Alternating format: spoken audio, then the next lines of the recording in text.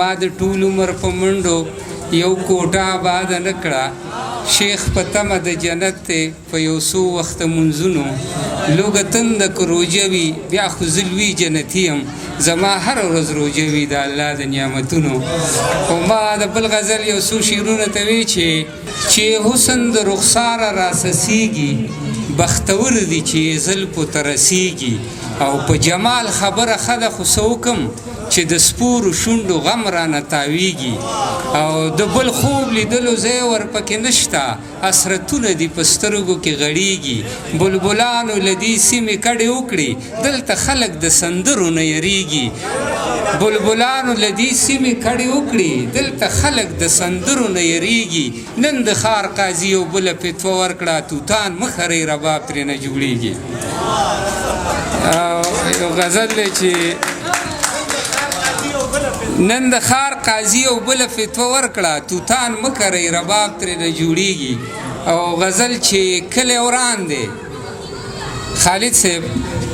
کلی وران دی جومات وران دی وطن وران دی یو خاموشه تشدد دی چې روان دی کلی وران دی جومات وران دی وطن وران دی یو خاموشه تشدد دی چې روان دی او موږ هغو له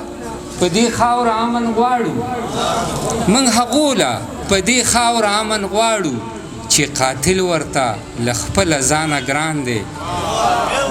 او موږ هغو له په دې خاوره امن غواړو چې قاتل ورته له خپله ځانه ګران دی او نازک صاحب چې د وطن د ناوې خال له ستوري ګوري د وطن د ناوې خال له ستوري ګوري یو سړی دی په ختلو د اسمان دی د وطن د ناوې خال له ستوري ګوري یو سړی دی په ختلو د اسمان دی او په ښایست مینان ټول خبرول غواړي په ښایست مینان ټول خبرول غواړي په دې سیمه عادت شوی تورابان دی په ښایست مینان ټول خبرول غواړي په دې سیمه عادت شوی تورابان دی د دې سیمې تهذیب دومره بشردوست دی په شنو کاڼو کې تراشلی انسان دی او دې اثارو کې نه تیغ شته او نه توره